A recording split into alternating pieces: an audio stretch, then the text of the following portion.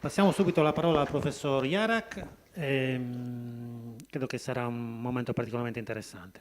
David, a te. Grazie, buongiorno a tutti. Speriamo che sia interessante, naturalmente, ma in realtà l'interesse non deriva da quello che posso dire io, ma auspicabilmente dall'interazione che possiamo sviluppare sul tema. Quindi sentitevi liberi naturalmente di entrare anche in take con i vostri interventi. Allora, io chiedevo adesso, e confermo ancora a mio fraterno amico Lucio, di darmi un pochettino il profilo delle persone che ho davanti, no? E mi raccontava appunto che ci sono operatori, imprenditori, associazioni di categoria. Allora, quando Lucio mi ha chiesto di fare questo intervento, allora, certamente per la mia attitudine abbiamo subito pensato a sviluppare un tema, perdonatemi, vecchio come il sesso degli angeli, vale a dire parlare del contesto e il riferimento aeroporti e territorio. Niente di nuovo. La bad news è che non è nuovo, ma ancora questo tema è di attualità perché ci sono delle chiare evidenze che segnalano delle problematicità. Quindi io quello che voglio fare oggi insieme a voi è utilizzare un numero molto limitato di slide come mio costume per giungere un pochettino a dare quello che in americano si chiama il framework, quindi riferimento, e lavorare di conseguenza. Già Lucio vi diceva che cos'è 18 febbraio. 18 febbraio è una società di capitali, è una società di consulenza e di direzione che oggigiorno è tra le prime in Europa per quello che riguarda la consulenza per i settori aviation, aerospace, defense e business travel. Abbiamo circa un portafoglio attualmente di 104 clienti attivi a livello internazionale. Per noi internazionale vuol dire Europa, Stati Uniti, fino a un presidio diretto del Middle East. In realtà il 18 febbraio al suo interno include anche una sister brand che è specializzata, unico posizionamento in Italia, sulle strategie di pricing per le imprese al di fuori del mondo dell'aviation. I nostri clienti sono da noti produttori mondiali di lenti, di cui magari qualcuno ha sentito parlare per una fusione in essere, una nota carta di credito con cui abbiamo realizzato il toolkit per il calcolo delle emissioni CO2 per le imprese. E quindi sentivo parlare di temi, dicevo prima Lucio, che abbiamo sviluppato. Questa è un'azienda che fattura 33 miliardi di dollari, ce ne sono pochi, quindi facilmente intuibile chi possa essere. Allora, dicevo prima, come premessa, naturalmente io dico sempre, quando si parla di turismo, in realtà quando si parla di trasporto aereo, ma non ho davanti degli operatori di trasporto aereo, per degli operatori turistici, vige il paradigma dell'autoreferenzialità, tipico del costrutto isolano, che rappresenta il modello di business in molti casi in essere. Bene, il traffico arriva, noi abbiamo delle bellezze turistiche, non c'è dubbio che la Sardegna sia un attrattore, un catalizzatore di bellezze turistiche, il traffico arriva da solo. Il traffico è in crescita, Lucio ci faceva vedere delle figure, dei dati che sono assolutamente lusinghieri, ma ripeto, sono anni che questo avviene. Parlavo prima con un giornalista che mi chiedeva: ma questo è un sentiero strutturalmente credibile? La mia risposta è: attenzione, negli ultimi anni la Sardegna ha vissuto di una variabile erratica che si chiama terrorismo, la cui durata è abbastanza difficile da prevedere, ma non c'è dubbio che come viene può anche andare, quindi se io non sviluppo delle soluzioni strutturali evidentemente potrei avere anche una sorpresa negativa. Quindi l'obiettivo di oggi è quello che gli americani, e qua c'è un vecchio dibattito tra inglesi che direbbero thinking outside the box e americani che dicono thinking outside of the box, pensare fuori dalla scatola, quindi cercare di essere un pochettino innovativi. E allora, sostanzialmente, di solito io parto sempre da questa provocazione. Che cos'è per voi un aeroporto? Perché molti lo associano a un'infrastruttura, in senso lato, e allora entrano in gioco elementi di bellezza architettonica più o meno spinta. Molti lo associano come un soggetto che ha la missione di attrarre traffico, e purtroppo però gli aeroporti, o per fortuna direi, sono società di gestione che hanno un conto economico da rispettare, quindi certamente possono stimolare traffico, ma ancora una volta il territorio deve sostenere. Ricordo, senza fare il nome, una nota realtà della Sicilia che sta esattamente sperimentando questo contesto, in cui il territorio ha affidato tutte le responsabilità di sviluppo all'aeroporto penniless, come dicono gli inglesi, e adesso qualcuno si interroga di come mai un vettore aereo abbandoni lo scalo, perché i passeggeri diminuiscano, perché il traffico diminuisca. Quindi io dico sempre, ci sono gli aeroporti alla Norman Foster, bellissimi, però uno degli aeroporti più belli a livello di funzionalità è un ex hangar, in realtà in questo caso è vero, ritrasformato da Norman Foster in una situazione credibile, che è l'aeroporto di Luton, che effettivamente in realtà partendo da una renta di posizione, l'area di Londra chiaramente è una catchment area, ma una forte competizione da altri aeroporti, ha creato un suo posizionamento distintivo. Quindi ancora una volta l'aeroporto migra all'interno di alcuni concetti. Allora qua qualcuno, non faccio il nome perché non trova le mie simpatie come commento, definì gli aeroporti non luoghi qualche anno fa. Io sinceramente, vedendo anche questa mattina, sono quasi stato travolto da una fiumana di persone in aeroporto, quindi viva Dio, direi che sicuramente è un luogo. Allora, io ricordo a tutti quello che è un pochettino il nostro cavallo di battaglia sempre. L'aeroporto è l'aeroporta, non è un gioco di parole, è un significato chiaro. L'aeroporto è la porta d'ingresso del territorio, perdonatemi, è la prima impressione che un turista si fa del territorio. E l'ultima quando abbandona, e quindi la prima più vivida che impatta evidentemente subito anche sulla sua propensione a essere felice durante la vacanza. Ricordo a tutti i numerosi studi che legano la felicità alla propensione alla spesa, e l'ultimo elemento che vive quando sta per abbandonare il territorio, e quindi una imperfezione di servizio chiaramente impatterà su un passaparola più o meno forte. Evidentemente l'aeroporto, dicevo, è parte di un'esperienza di viaggio, ma ancora una volta l'accoglienza in un aeroporto testimonia l'accoglienza del territorio, è sicuramente una infrastruttura di massa. Io dico sempre che un aeroporto di successo è un aeroporto che vive in quasi saturazione. Mi sembra chiaro che tra gli aeroporti principali di successo in Europa ci sia l'aeroporto di Heathrow, che lavora al 99% di capacità produttiva e sa tuttavia sempre gestire questa capacità in chiave eccellente, come evidentemente mettendo un pochettino di linfa ai suoi ingranaggi operativi, innovando sempre la proposizione di valore. Luce è un maestro in questo, innovando evidentemente anche i punti vendita, la qualità degli esercizi, magari auspicabilmente anche, tipicamente nel caso di un aeroporto regionale, portando il territorio negli esercizi locali per quanto riguarda il retailing. È certamente bello dire portiamo Hermès, non c'è dubbio, io porterei prima di tutto le eccellenze del territorio, vedo un marchio davanti, cara Sardegna, che rappresenta esattamente questo processo. E poi ricordo a tutti, è quello che viene chiamato un safe place, è un'isola tranquilla, serena, protetta. Non so quanti di voi vengono frequentemente a Milano. Beh, sicuramente da milanese direi la zona e il posto in cui vado sicuramente meno volentieri nella mia vita è la stazione centrale di Milano, dove nella migliore ipotesi ti arriva un calcio, nella peggiore ti viene rubato il portafoglio, in situazioni peggiori violenze fisiche e così via. Ecco, l'aeroporto è controllato, è un perimetro, purtroppo ha pagato dazio il settore aeroportuale negli anni scorsi anche su questo, e allora qualcuno si interroga se è un luogo sicuro. La sicurezza ancora una volta la puoi valorizzare, e quindi che cosa vuol dire? È un luogo di permanenza obbligata, 4 sedie in croce, nessun punto vendita, tutti chiusi quando ci sono i flussi di traffico, decadente, servizio scadente, oppure è un posto piacevole. Torno a ripetere, uno dei motivi principali, ci dicono le nostre ricerche, per cui il travel retail, quindi le vendite aeroportuali, sono in costante crescita e attraggono l'interesse di soggetti che vogliono investire nel travel retail, è che tipicamente le persone acquistano nell'aeroporto per esorcizzare la loro paura di volare.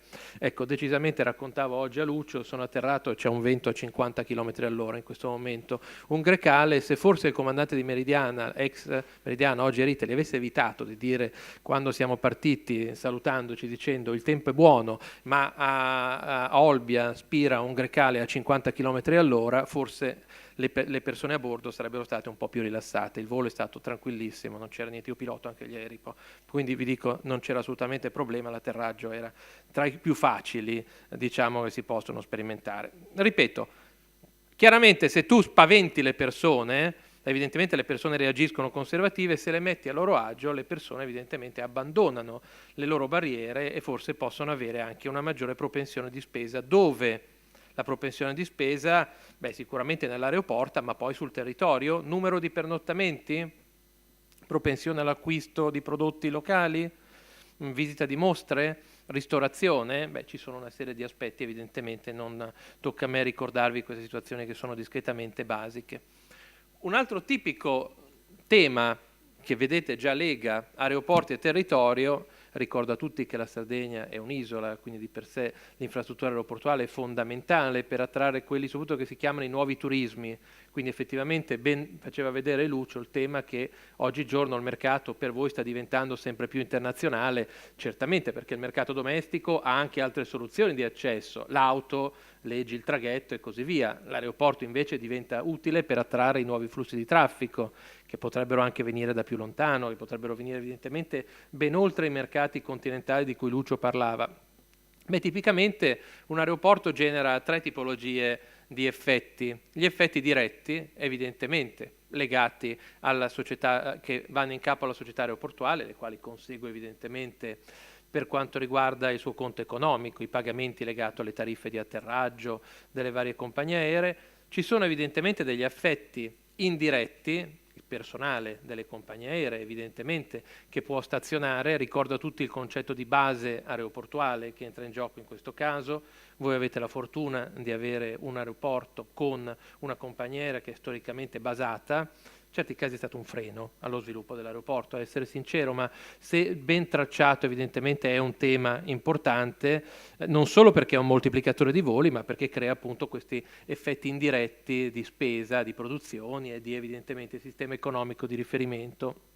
Ci sono poi i cosiddetti effetti catalitici, i cosiddetti catalizzatori di attrazione economico, che fanno riferimento evidentemente alle spese che i passeggeri di quelle compagnie aeree effettueranno, torno a ripetere, per quanto riguarda la loro permanenza sul territorio. Ricordo a tutti il classico dilemma: a me interessa attrarre più passeggeri o aumentare il numero di pernotti medio? Questo è un altro tema su cui si dibatte a lungo e su cui gli albergatori si dibattono, ma in realtà le spiegazioni possono essere ben fuori dalle loro dinamiche. Allora, alcune situazioni banali che vi metto sul tavolo. Primo, il traffico Italia decade col back to school, quindi quando riaprono le scuole il traffico italiano va a morire.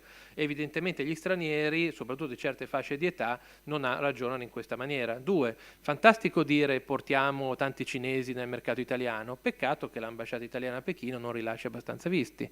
Chi è che ne rilascia a sufficienza e in abbondanza? L'ambasciata francese. Ma guarda caso i cinesi entrano in Francia, permangono più giorni in Francia e diventa residuale l'accesso evidentemente al mercato italiano. Alcune considerazioni di questi effetti catalitici che vengono a essere messi in campo. Allora, io volevo un attimino quindi passare subito a mettere quali sono le sfide di un'impresa aeroportuale. Ecco, a me non piace chiamarli aeroporto, perché l'aeroporto fa pensare a un ente pubblico, nella migliore delle ipotesi fa pensare a un soggetto che non abbia un'identità imprenditoriale, non è così, l'aeroporto fa impresa. Certamente il tema vero è che deve lavorare per sviluppare i servizi e le connessioni aviation, però qua mettiamo un grande punto, perché è un punto di attrito e di dibattito sicuramente tra voi e la società di gestione.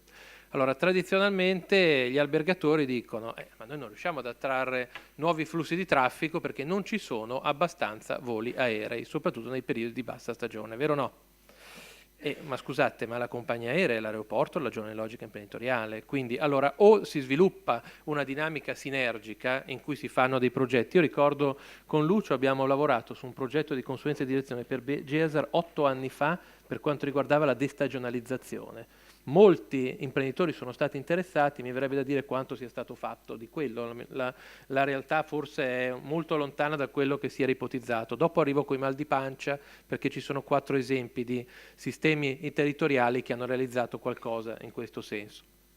Quindi attenzione, non andate a chiedere alla compagnia aerea di aprire nuovi voli se non ci sono alberghi aperti, punti vendita aperti, mostre, catalizzatori, nessuno viene evidentemente, anche perché c'è la barriera, come la chiamate voi, tra il continente e l'isola, giusto? E questo è un vero freno. Certamente se si lavora, non sto dicendo che chi sia nel torto e chi sia nella ragione, qui manca sostanzialmente quello che in gergo si chiama, e lo vedete nell'ultima casella, uno stakeholder action plan, una cabina di regia auspicabilmente non sviluppata dai politici che puntano a dei sistemi di massimo filosofia, ma sviluppata da imprenditori, i quali veramente mettono sul campo quali sono le armi su cui vogliono andare a ragionare e poi sviluppano determinate situazioni. Sentivo prima parlare lo speaker precedente di social media, certo, mi verrebbe da dire qual è il presidio di questi sistemi territoriali nelle principali fiere.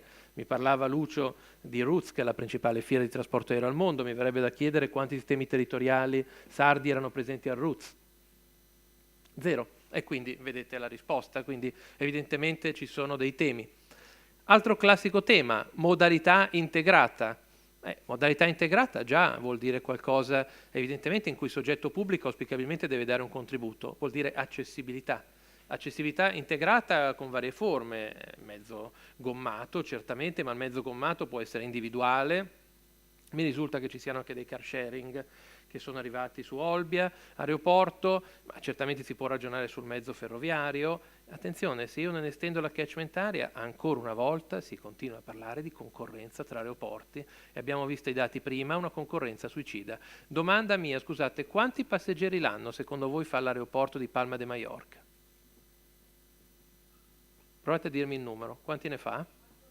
4 milioni, eccezionale. 13. Ne fa 24, signori, ne fa più dell'aeroporto di Malpensa. Di cosa stiamo parlando? Queste sono le concorrenze. Io sentivo parlare di best practice. È evidente che abbiamo preso la concorrenza di un'isola, le Baleari, i quali si sono trasformati in un campo da golf. Poi gli amici della sostenibilità direbbero che è un grande inquinante del terreno, evidentemente il golf, destagionalizzazione, servizi, turismi, evidentemente l'accessibilità va. Non è assolutamente vero che le Baleari non abbiano stagionalità, anche loro hanno la stagionalità. Signori, c'è anche la Fiat la stagionalità per produrre le auto, non è che sia una bestemmia dire la parola stagionalità, però sono riusciti ad allargare il mercato in logica integrata. Qui invece abbiamo 3 piccoli indiani che si scontrano per, nella migliore delle ipotesi, per acquisire fondi per lo sviluppo, nella peggiore delle ipotesi si fanno un gioco vinci-perdi tra le varie dimensioni. Il caso Ryanair naturalmente lo lascio alle spalle ad aleggiare su questa riflessione.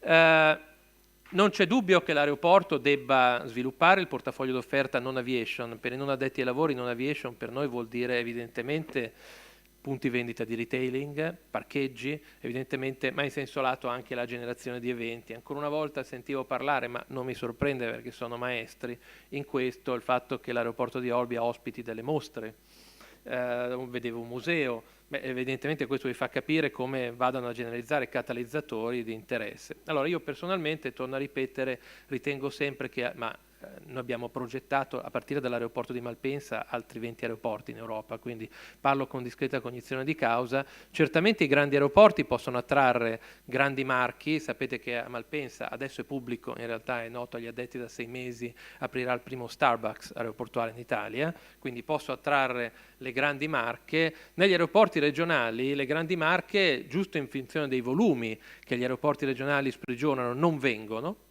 ma meglio io dico non vengano, perché effettivamente io posso dare più spazio alle realtà eccellenze del territorio, può essere una vetrina per farsi vedere. Ancora una volta sentiamo dell'osmosi tra aeroporto e territorio. Ancora una volta soluzioni modulari per la tipologia e quantità dei flussi. Allora, circa 20 anni fa, quando l'aeroporto di Napoli fu privatizzato, quindi passò dal comune di Napoli a, allora si chiamava British Airport Authority, fummo chiamati per dare una mano a mettere a posto questo MAS che faceva rappresentante il retailing. Stando con loro imparai tuttavia una formula che era veramente creativa a suo tempo. Fate poi riflessione di quanto viene applicato oggi in molte situazioni. Loro avevano trasformato un hangar, che in realtà era utilizzato per prima il ricovero degli aerei, in quello che chiamavano il Terminal 2, dedicato semplicemente a gestire i voli charter. Chiaramente non stiamo parlando di settembre 2001, stiamo parlando di un ambiente prima, quindi differenti regolamentazioni. Loro che cosa facevano? Gli autobus andavano a prendere i turisti nella costiera sorrentina e amalfitana, lì facevano il check-in, quindi i bagagli erano già checcati e imbarcati a bordo dei pullman, i pullman arrivavano al Terminal 2, le persone passavano e andavano direttamente a imbarcarsi. Questo vuol dire soluzioni modulari. Perché soluzione modulare? Perché in bassa stagione quel terminal si chiude e quindi non genera evidentemente una serie di costi operativi di varia situazione. Ricordo a tutti che ancora una volta queste situazioni cominciano a essere abbastanza presenti, terminal temporanei per gestire la capacità. L'aeroporto di Olbia sta giungendo a una discreta saturazione, in realtà ha un piano di crescita, mi risulta, no, del terminal e quindi di estensione del terminal, tra l'altro già in essere. Non c'è dubbio che, torno a ripetere, passeggeri l'anno scorso, Lucio, scusa? 2,6, perfetto, contro 24 direi che si può crescere in prospettiva almeno su questo. Soluzioni molto orientate al passeggero. Allora io guardavo questa mattina, effettivamente ancora una volta questo vuol dire servizi di accoglienza, servizi di smistamento, hotel point, info point, tutto il mondo della correlazione offline-online, evidentemente che può essere impiegato. Signori, questo porta a un incremento dei margini. Ero l'altra sera in linea con un cliente di Londra che mi chiedeva, non faccio il nome in questo caso, un advisory su una società italiana in questo momento un po' sotto l'occhio del ciclone anche nel mondo aeroportuale. Si parlava di quelli che sono i margini e quindi il valore di margine operativo lordo. Gli aeroporti eccellenti arrivano al 50% di margine operativo lordo. L'aeroporto di Olbia non è distante da questi valori e quindi, ripeto ancora una volta, è un aeroporto di eccellenza. C'è qualcuno che fa il 10%, c'è qualcuno che ancora parla degli aeroporti della politica, in cui la gestione è esattamente contraria rispetto a quello che vi ho appena detto, è semplicemente un mantenimento di una struttura che non ha ragione di esistere, viene mantenuta aperta semplicemente, torno a ripetere, per interessi di bottega, scusate se sono franco, ma è la realtà dei fatti, e tuttavia non possiamo certamente parlare di impresa aeroporto. Quindi l'impresa aeroporto ragiona così. Questo fa sì che l'incremento dei margini attragga evidentemente anche investitori che vogliono ulteriormente sviluppare i flussi di traffico, così come è stato in una serie di realtà eccellenti in cui a breve vi faccio arrivare un po' di mal di pancia. Bene, allora io volevo lanciarvi un pochettino di provocazioni, perché le provocazioni naturalmente io le ho poste come domande, ma dopo arrivano almeno un pochettino di interpretazioni dal nostro punto di vista, del nostro osservatorio. Bene, quali sono i vostri benchmark a cui vi riferite in Europa? Allora, sentivo prima ancora una volta il precedente speaker che diceva, beh, ma noi dobbiamo certamente legarci a best practice, certamente. Solo guardando all'esterno e non essendo autoreferenziali si pensa fuori dalla scatola. Solo capendo le migliori pratiche, imitandole, all'estremo copiandole e replicandole, effettivamente io posso crescere. Se continuano ad arrovellarmi nel modello Sea and Sun della Sardegna, io temo che, ancora una volta, questo possa essere un punto di debolezza. Quindi andiamo a vedere quali sono delle realtà di riferimento che possono essere più prossime e meno prossime. Quando io progettai insieme a SEA il nuovo termine dell'aeroporto di Malpensa, presi il management dell'aeroporto di Malpensa e andammo a fare uno study tour in giro per il mondo, andammo a visitare gli aeroporti di Hong Kong, di Seoul, di Singapore, di Manchester e di Copenaghen. Poi abbiamo fatto un check-out, ci abbiamo messo un po' di competenze, oggi l'aeroporto di Malpensa, terzo, è il più redditizio per metro quadro in Europa. Quindi, torno a ripetere, partiva da un'altra situazione, devo dire, la persona che Lucio conosce bene, il direttore commerciale di SEA, è una persona che veniva non dal mondo aeroportuale, guarda caso, ma veniva dal mondo dei centri commerciali, o meglio degli outlet, aveva sviluppato il modello MacArthur Glen in Italia, era l'inventore di Serravalle, aveva questa cultura di scoprire, di imparare, di mettersi in gioco. Allora chiedetevi in questo senso quanti di voi hanno questa volontà di mettersi in gioco, non sul proprio modello di business, ma nel cavalcare altre soluzioni che possano essere interessanti. Attenzione anche qua all'autoreferenzialità, non si può fare. Non si può fare. Quello che dici non si può fare perché? Perché il fisco non ce lo permette, poi scopri che c'è il nero, perché la regolamentazione non ce lo permette, molto spesso è una resistenza al cambiamento intellettuale. Io mi ricordo un aeroporto che proprio diceva il problema non si può fare, perché ancora una volta il mettersi in gioco portava delle sfide, ma queste sfide sono utili se si vuole crescere, altrimenti, torno a ripetere, si confina un pochettino a un'altra situazione. Seconda provocazione, quanto conoscete in chiave analitica i desiderata del vostro passeggero di catchment area con riferimento al portafoglio d'offerta che vorrebbe trovare in scalo?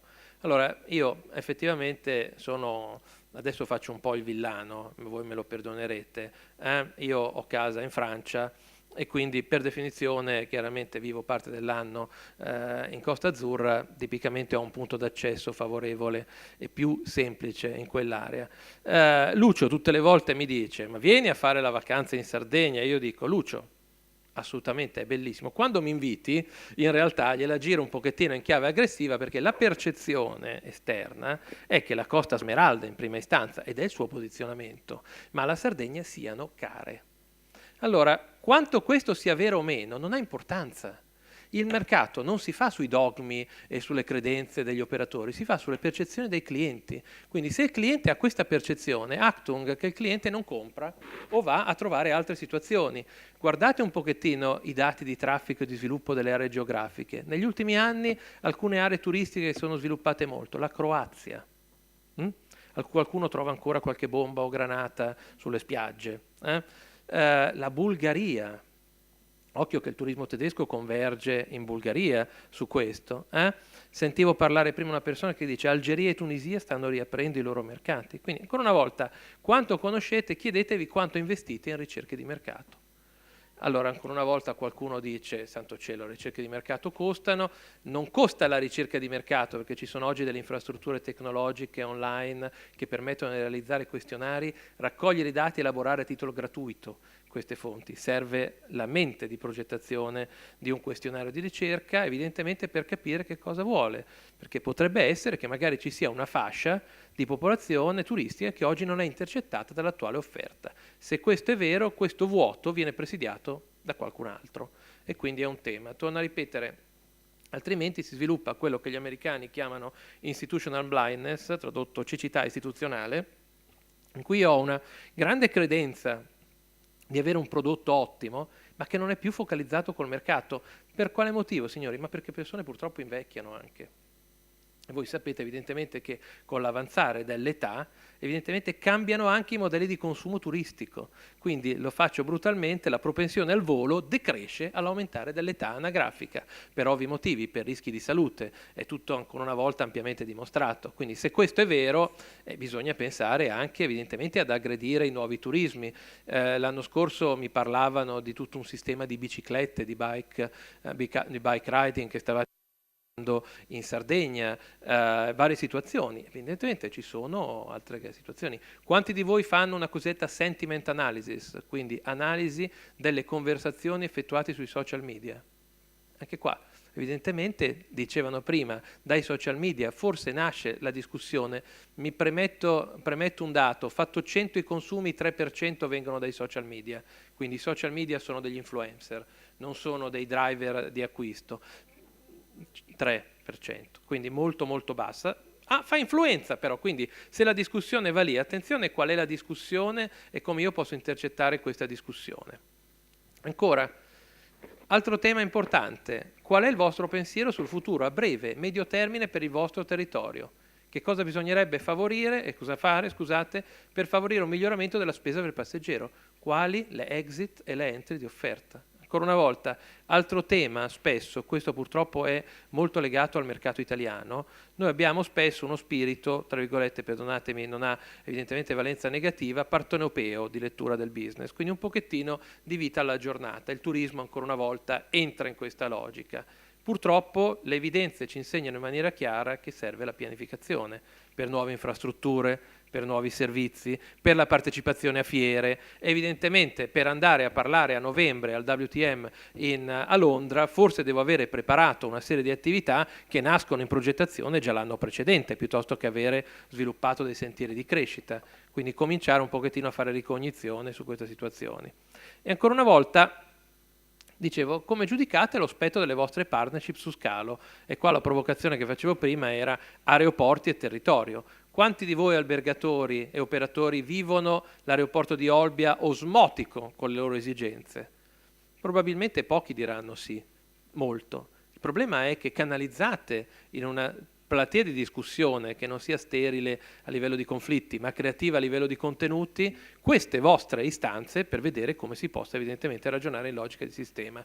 Torno a ripetere, qualcuno può dire forse queste cose sono un pochettino distanti. Allora, non volevo annoiarvi nel raccontarvi con tante slide quello che, facendo un momentino di stop, sta succedendo anche su quello che è il cliente degli aeroporti, ma in ultima istanza voi, ma chi è anche il fornitore degli aeroporti, quindi le compagnie aeree, facendo un focus su di loro. Guardate che il mercato sta subendo dei cambiamenti abbastanza interessanti.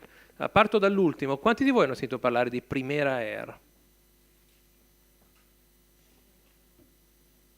Primera Air opera voli low cost a lungo raggio dall'Europa verso gli Stati Uniti. Li opera con Boeing 737. Suona familiare questo? Gli aerei ce la fanno. Sì, ma guardi, poi anche lì si può raccontare molto sugli extended range, ma in senso lato operano, hanno appena aperto una base a Bruxelles, in cui vanno su queste operazioni, sono già presenti a Charles de Gaulle, sono presenti su Londra. Beh, ragionevolmente, torno a ripetere, il modello di business dei low cost sta cambiando. Per me è molto difficile pensare a un low cost realmente profittevole sul lungo raggio, su maniera strutturale, perché ci sono molte variabili che il modello low cost a breve raggio non riesce a replicare sul lungo raggio, a partire dal fatto che l'abbattimento del numero di rotazioni è impossibile, evidentemente è vincolato, non si può però aumentare sopra quella soglia dato il numero di ore di volo.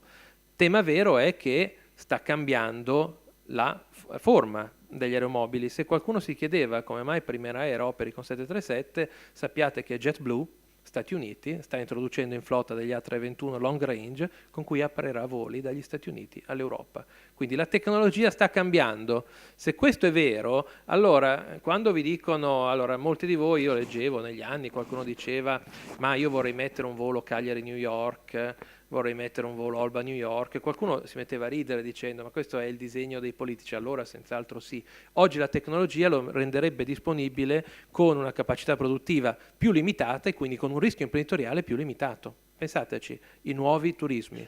I nuovi turismi, attenzione, l'aereo può andare a ovest ma può andare anche a est, ragionevolmente. Ricordo a tutti che l'India è ancora ampiamente sottoservita dal mercato italiano, non sono certamente le 3 frequenze di Air Italy che va a mettere su Mumbai e Delhi a cambiare la situazione, peraltro a riferimento del fallimento che fece già l'Italia su quelle rotte. EasyJet, Level, Ryanair, Wizz hanno una cosa in comune, si stanno scannando su Vienna. Tutti stanno aprendo una base su Vienna.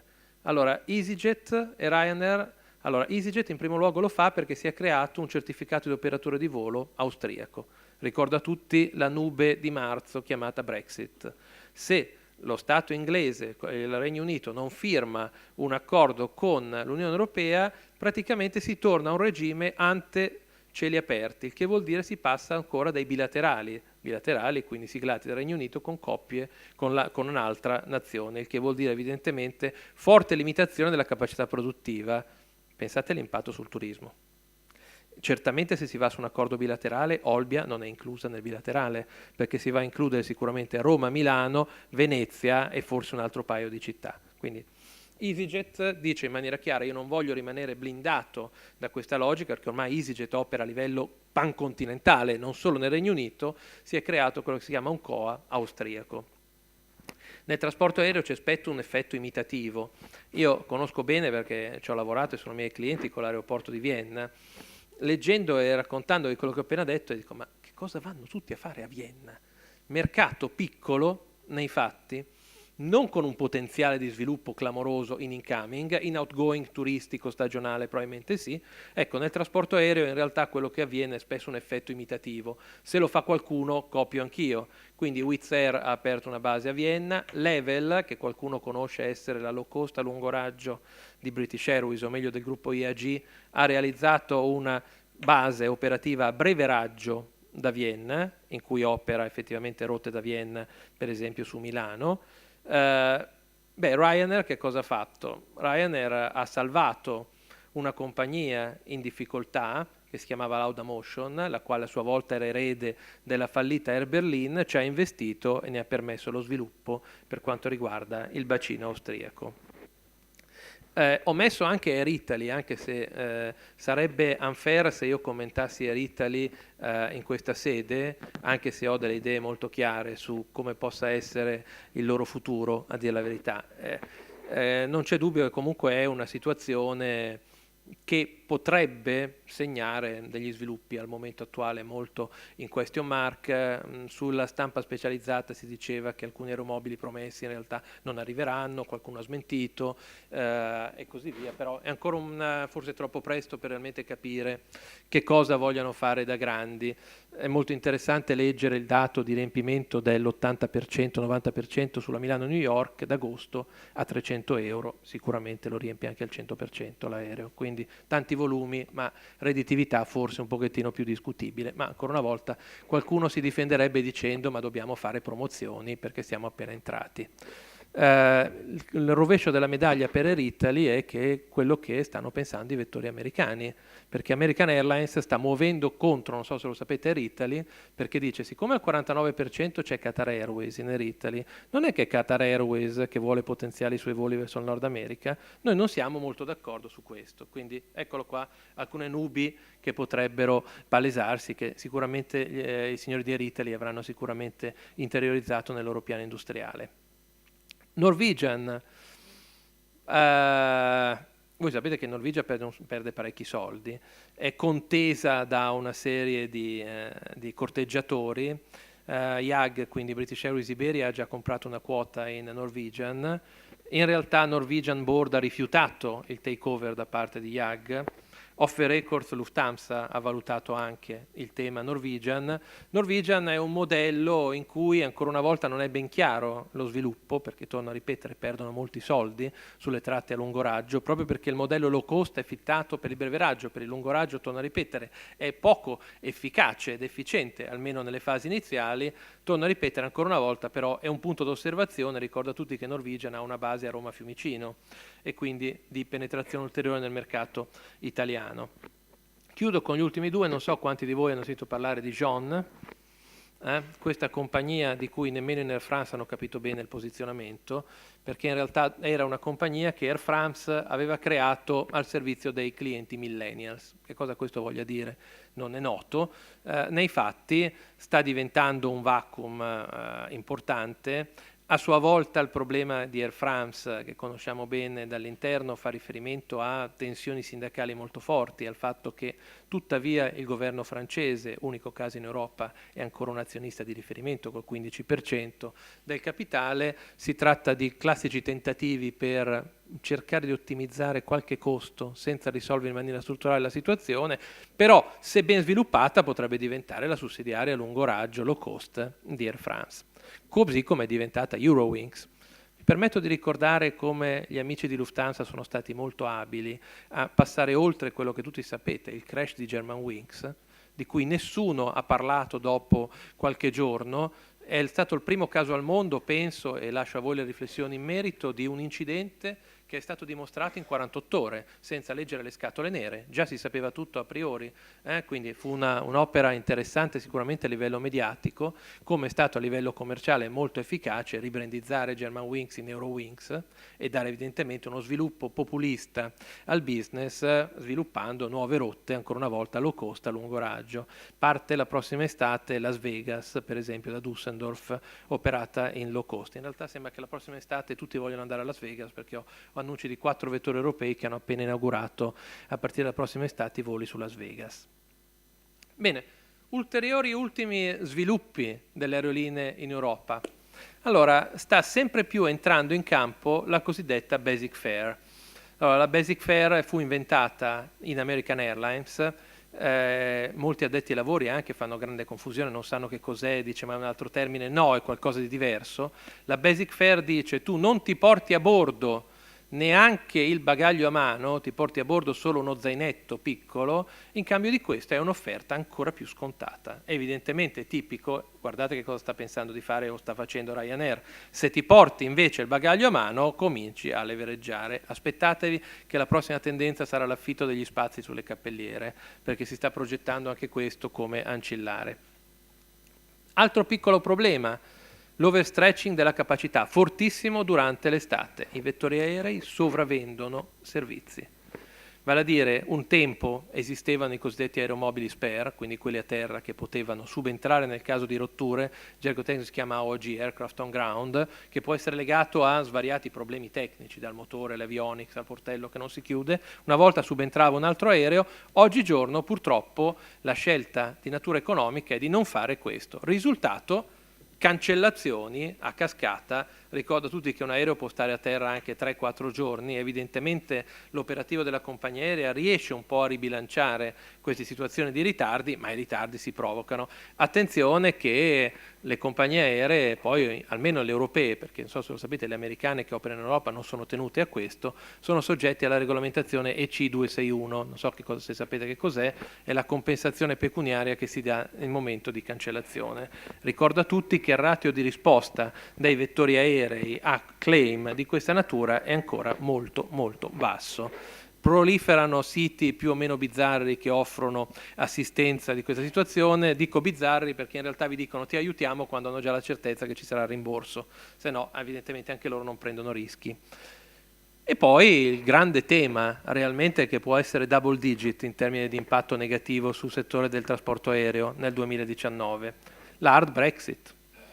Allora, già oggi ricordo che se qualcuno va nel Regno Unito, se viaggia col passaporto il processo è agevolato, se viaggia con la carta d'identità ci vuole più tempo perché evidentemente fanno già procedure, quindi si stanno già preparando ad alzare la soglia dei controlli. Ricordi a tutti ancora la cultura inglese. I problemi non ci sono sull'isola, i problemi vengono dall'esterno. Questo vi spiega perché quando uscite dal Regno Unito non vi controllano i documenti, perché voi state lasciando il Regno Unito e state portando via i problemi. Vi controllano invece quando entrate. Ecco, attenzione, torno a ripetere che l'hard Brexit vuol dire double digit decline, quindi taglio a doppia cifra della capacità produttiva sulla Sardegna. Teniamolo presente, quindi non è qualcosa di molto distante da quello che in realtà condivide o può condividere la vostra preoccupazione o gestione del business. Torno a ripetere, sia Ryanair sia EasyJet stanno cercando di smarcarsi aprendo basi sul territorio, ma questo ancora una volta vorrebbe comunque dire territorio continentale, quindi fuori dal Regno Unito, vorrebbe dire possiamo fare senza limiti voli all'interno del continente europeo, ma comunque soggetti a forte regolamentazione dal mercato del Regno Unito. Mi sembra, non vedo più Lucio che è sparito, ma mi sembra, ecco qua, mi sembra di aver sentito che oggi pomeriggio casualmente parlate di mercato del Regno Unito turistico, quindi fate una chiara domanda a EIAR come il mercato turistico sta pensando di gestire la Brexit. Purtroppo la risposta è non ci sta ancora pensando. In realtà le compagnie aeree, alcune tipo Ryanair e EasyJet si sono portate avanti, ma in ogni caso gran parte degli altri vettori andrebbe talmente in confusione che passeremo intere settimane a vivere una situazione di grandissima incertezza. Questo non è fantascienza e in realtà ricordo che siamo a fine settembre, le dichiarazioni ufficiali dicono che c'è molta distanza negli accordi tra le parti. Bene, io dicevo 4 esempi di aeroporti e territori. Allora, questa personalmente è la mia visione, ma torno a ripetere, questo esercizio lo può fare ognuno di voi. Quando si fa benchmarking la cosa bella è che non ci sono i dogmi, quindi non c'è la certezza, non c'è la risposta, non c'è il giusto. C'è ancora una volta il tentativo di appropriarsi di qualche elemento da parte di altri attori territoriali che hanno sviluppato qualcosa di interessante. Torno a ripetere, ne abbiamo parlato prima, il tema delle Baleari. Le Baleari sono una offerta turistica ancora oggi in crescita, con un chiaro bacino vocazionale verso la Germania. Ricordo a tutti che qualcuno ironizza dicendo che Palma di Mallorca sia territorio tedesco e non spagnolo, ma in senso lato avendo nel tempo saputo costruire un mix di offerta variegata, a partire dagli alberghi top, alto di fascia, sugli alberghi evidentemente più contenuti. Ha saputo sviluppare una struttura aeroportuale di accesso al territorio. Manco farla apposta, se andate all'aeroporto di Palma di Mallorca è pieno di retailing che offrono prodotti del territorio balearico e quindi ha sviluppato questa coerenza e consonanza aeroporti-territorio. Ha saputo costruire in gergo di marketing un posizionamento turistico sostenibile nel tempo. Quando il posizionamento è sostenibile nel tempo, quegli eventi erratici che dicevo prima, positivi o negativi, terrorismi, condizioni meteo o così, tendono a essere sostanzialmente sterilizzati. Vogliamo parlare di Malta?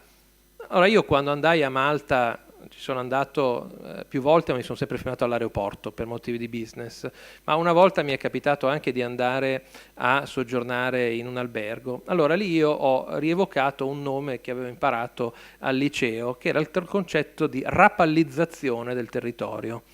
Allora, rapallizzazione vuol dire cementificazione selvaggia, testimoniato da Rapallo in Liguria, dove hanno costruito effettivamente ancora un po' anche sulla spiaggia direttamente le situazioni. Se voi andate a Malta è una cementificazione unica. Sicuramente dei concetti di ecosostenibilità, perché poi anche questo è un tema, noi ne parliamo, ma i cinesi dicono, je m'en fout, dicono, nel senso che io comunque vengo 30 anni indietro rispetto a voi di sviluppo, cos'è? Devo smettere io di produrre plastica dopo che voi l'avete prodotta per 50 anni, quindi c'è un tema più complesso a livello di sistema globale a cui fare riferimento, ma non c'è dubbio che Malta viva una situazione, magari facciamo dopo le risposte, fa una situazione evidentemente complessa in chiave di cementificazione selvaggia. Che cosa ha fatto Malta? Ha aperto un casinò. Chi è il target principale di quel casinò a Malta? I siciliani.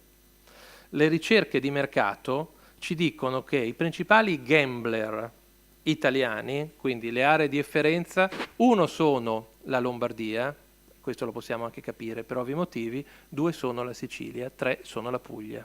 Qualche anno fa il casinò di San Vincent, prima di sperimentare evidentemente delle turbolenze economico-finanziarie gravi, addirittura aveva sviluppato dei voli in cui andava a prendere con aerei executive le persone a Bari e Brindisi per portarle al casinò, perché evidentemente queste non erano persone che spendevano 100 euro, ma magari ci mettevano qualche zero dietro, lo moltiplicavano per qualche cosa. Ricordo a tutti che ci sono svariati non solo aerei, ma anche aliscafi che muovono dalla Sicilia per Malta. Il casinò. Il concetto di studio. Allora, forse qualcuno di voi avrà inviato i propri figli a studiare a Malta l'inglese, non fatelo se potete, perché parlano un inglese pessimo i maltesi, in realtà hanno un accento che si riconosce abbastanza in maniera chiara, ma comunque hanno costruito un posizionamento, hanno saputo anche costruire un altro posizionamento che poco ha a che fare col turismo, ma che li aiuta, paradiso fiscale. Diciamo la verità, evidentemente paradiso fiscale legato a una regolamentazione molto semplice, semplificata rispetto non tanto all'Italia ma al resto delle nazioni europee, e evidentemente anche il tema della situazione di incentivi economici, costo del lavoro, sgravi fiscali e così via. Andate a vedere i numeri dell'aeroporto di Malta. Negli ultimi anni sono numeri in crescita double digit per questa combinazione. Ricordo a tutti, dicevo prima, ma forse un aeroporto in salute attrae anche investitori dall'estero. Il principale azionista dell'aeroporto di Malta è l'aeroporto di Vienna, che ha detto vado a fare un business, vado a scegliere una realtà che ha un prospettive di sviluppo. Grande tema dell'aeroporto di Malta è che adesso è particolarmente saturo come infrastruttura, quindi non è un problema di pista, è un problema di terminal. Se non cresce difficilmente riuscirà ad accomodare altre situazioni. Ma per fare crescere questo Montevole che cosa aveva fatto l'aeroporto di Malta? Certamente aveva una compagnia aerea basata che si chiama Air Malta, che in realtà è tra le più in difficoltà strutturalmente a livello europeo, ma ha portato Ryanair a fare una base sul territorio, o meglio, ha pagato Ryanair per sviluppare una base sul territorio. In realtà l'incentivo fiscale che cosa ha portato? Ha portato Lufthansa Technik e Ser Technik, che fanno manutenzione di aerei, a basarsi a Malta, perché hanno creato una zona sostanzialmente economica agevolata in cui queste situazioni si possono verificare con dei forti sgravi e quindi evidentemente con un incentivo. Per il governo di Malta l'incentivo principale è l'occupazione e quindi ancora una volta cresce questa situazione. Allora, dicevo, conosco discretamente bene questa realtà, Nizza. Allora, andate a Natale in Costa Azzurra e chiedetevi quanti sono gli esercizi commerciali chiusi. Andate a Natale in Costa Azzurra e chiedetevi quanti alberghi sono chiusi. Andate a ottobre in Costa Azzurra, andate a maggio, dove magari in Costa Azzurra ci sono anche eventi catalizzatori come Festival del Cinema, Gran Premio di Formula 1, vari in realtà mostre ed esibizioni tutto l'anno. Adesso io ho fatto l'esempio di Cannes, ma a Nizza c'è Acropolis, che è proprio un centro fieristico che viene a essere sviluppato. andate a chiedervi quanto hanno saputo sviluppare servizi di accessibilità agevolata all'aeroporto. In questo periodo si sta costruendo una nuova tranvia che arriva dal centro di Nizza direttamente all'aeroporto e viceversa, perché ancora una volta per muovere questi movimenti. Qualcuno si sta interrogando sul fatto che Nizza sia solo un polo turistico, assolutamente no, perché alle spalle di Nizza c'è Sofia Antipolis. Sofia Antipolis è evidentemente un tema di laboratorio, di distretto industriale, tipicamente orientato al tema delle telecomunicazioni, che ha visto negli anni France Telecom installarsi lì e a creare forti flussi di business. L'amico Lucio però in ultima istanza mi direbbe un'altra situazione che a lui interessa è l'aeroporto di Nizza. Dopo Ginevra è il secondo aeroporto in Europa per business aviation. Suona familiare questo con Olbia? Questo è un altro tema. Se voi andate a Nizza vedete una massiva presenza tutto l'anno di business jet, che attenzione, ne ho visto oggi uno, c'è giù un 340 business jet di qualcuno, ho visto in atterraggio, ma in realtà lì spesso ci sono 747 della famiglia reale del Bahrain, dell'Arabia Saudita e così via. Attenzione. Evidentemente qualità dei flussi di traffico, evidentemente qualità del reddito sul territorio, lasciato sul territorio. Evidentemente quando queste persone si spostano non si spostano con una persona di supporto, ma si spostano quello che una volta si diceva con vari valletti e servitù di supporto, che evidentemente poi deve mangiare, deve divertirsi, deve soggiornare in ultima istanza e così via. Signori, quanti di voi sono mai andati a Manchester per motivi turistici? Quanti di voi? Nessuno va a Manchester per motivi turistici, è una delle città più brutte del mondo, sinceramente. Fu completamente distrutta, lo sapete, rasa al suolo dai tedeschi nella Seconda Guerra Mondiale, è stata ricostruita, è un centro industriale, sicuramente poco attrattivo, magari qualcuno ci va non per motivi turistici ma calcistici ogni tanto, non Lucio che tanto non la vince lo stesso, ma comunque c'è una piccola battaglia tra me e Lucio, voi sapete lui purtroppo è sostenitore di una squadra di calcio a me molto antipatica e quindi lo pungolo sempre, diciamo, ma in senso lato Manchester ha saputo sviluppare l'aeroporto più profittevole al mondo. Quindi non si chiama Venezia, non si chiama Roma e quindi evidentemente temi di catalizzatore strutturale, tutti vogliono andare a Venezia, tutti vogliono andare a Roma, molti vogliono venire in Sardegna. Manchester è l'aeroporto più profittevole al mondo. Allora, evidentemente, voglio farvi vedere come a Manchester hanno realizzato questa loro eccellenza, perché in realtà abbiamo lavorato con loro su questo progetto e quindi andiamo a ricostruire passo dopo passo dove è avvenuta questa eccellenza. Naturalmente carpite quello che vi sto dicendo ancora una volta in chiave di benchmarking, di arte di confronto su quello che tecnicamente possa essere messo in campo. Allora, noi spesso diciamo effettivamente per una memorabile passenger experience che qualcuno può classificare sull'aeroporto, ma che voi potete anche estendere alla vostra situazione alberghiera, evidentemente può essere declinata in queste situazioni. L'effetto wow.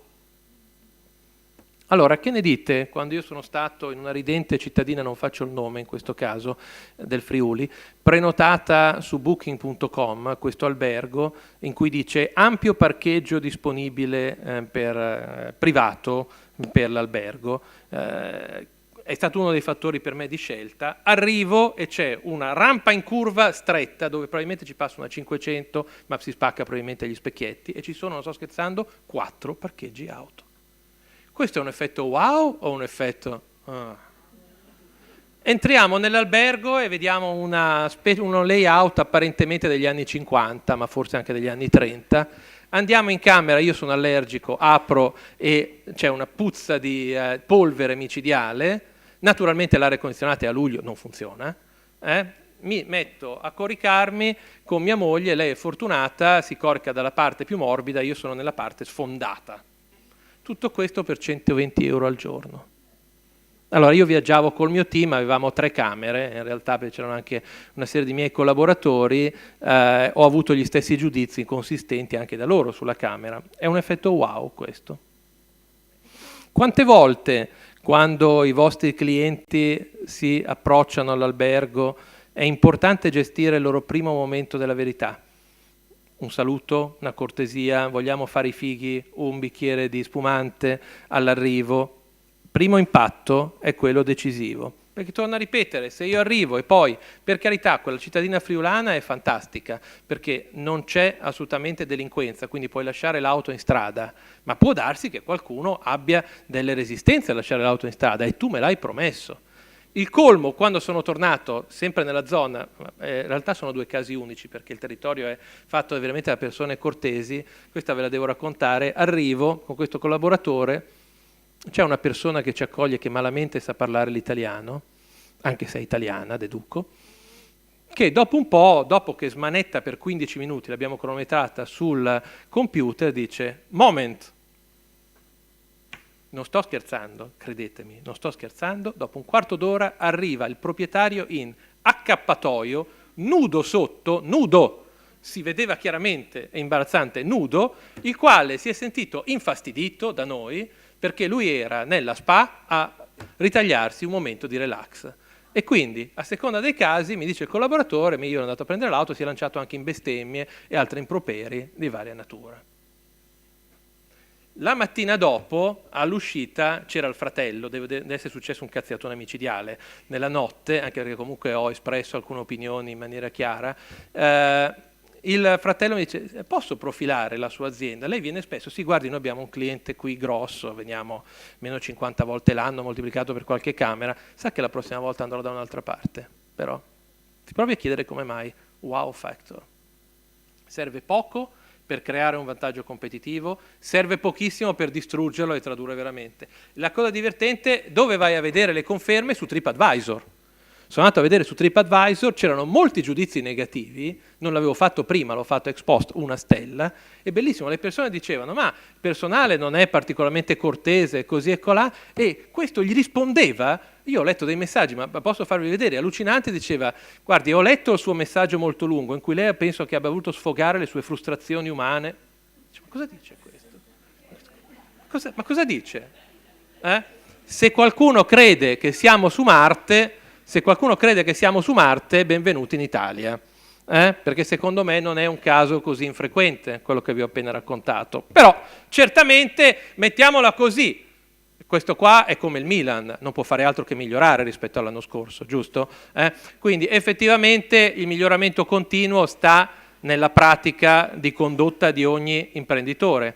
Per fare questo bisogna identificare i cosiddetti touch points, e poi li andiamo a vedere, o i punti di contatto della relazione tra cliente e infrastruttura. Naturalmente andiamo a chiederci sempre, facendo benchmarking, attenzione, ci sono 2 situazioni reali. C'è la risposta controproducente, negativa, il pessimista e il leopardiano, non si può fare, semplicemente che si vuole mettere in gioco, e c'è invece, secondo me, un approccio critico corretto che dice, ma santo cielo, quanto di quello che abbiamo visto è realmente replicabile sul territorio? Quanto di quello che abbiamo visto è replicabile con modifiche più o meno sostanziali che poi noi possiamo andare a mettere in campo? Bene, signori, andiamo a vedere un pochettino sul campo. Faccio vedere con voi con piacere dei documenti che sono in realtà riservati, perlomeno, perché fa riferimento a un progetto, vi dicevo, che abbiamo realizzato insieme ai signori di cui menzionavo prima. Allora, pensate un pochettino alla vostra esperienza di viaggio tradizionale. Bene, oggigiorno c'è un fruscio che sta emergendo, si è spento, c'è un rumore, prima che partiamo con un fischio. È a posto? Ok. Allora, partite esplorando un sito web, attenzione, un sito web, una OTA, quindi Online Travel Agency, HRS, Booking, un meta search Trivago, bene, per le compagnie aeree Skyscanner, Kajak, bene, sulla base di queste informazioni prenoto il volo, guido verso l'aeroporto. Le statistiche ci dicono che è ben più pericoloso guidare verso l'aeroporto che prendere l'aereo, in realtà, ma al di là di questo elemento di perniciosità, il vero tema è il tempo di accesso all'aeroporto, che può variare in maniera sostanziale. Se voi andate a Francoforte, Ryanair per anni ha detto ti porto a Francoforte a 19 euro, però era Francoforte Han, che sta nel mezzo di nulla, a 120 km da Francoforte, connesso a Francoforte con una statale. Quindi pensate che cosa vuol dire questo in chiave di tempo e di congestione. Bene, poi arrivo, devo trovare un parcheggio, all'aeroporto di Olbia si trova sempre, è anche bellissimo, ma in senso lato sicuramente in altri aeroporti il tema si pone, ma attenzione, non è un elemento necessariamente problematico. Se sei in alta un'altissima stagione, il posto anche all'aeroporto di Milano fai fatica a trovarlo, e quindi magari puoi introdurre i servizi di prenotazione, di vendita anticipata e così via. Bene, ti fai la coda al check-in e qualcuno può dire, beh, ma io faccio il web check-in. Certo, ma se hai dei bagagli, questo ancora oggi non è 100% possibile. Ma ti fai un'altra bellissima coda alla security, dove il concetto è varianza. Qualcuno di voi sa che cos'è un quote? C'è qualcuno della security che mi spiega cos'è un quote? Un quote è un campione. Allora, vi sarà successo ogni tanto di passare, di essere fermati, non perché avevate degli oggetti che potevano essere pericolosi, quanto semplicemente perché a campionamento, adesso il campionamento è confidenziale, però può essere 1,20, 1,50, viene messo il quote per tenere in tensione le persone della security, che come vedete molto spesso tendono un po' a distrarsi, mettiamolo in maniera colloquiale, a colloquiare tra di loro e così via. In ogni caso la security è tipicamente il culmine del nostro momento di stress. Oddio, mi devo spogliare.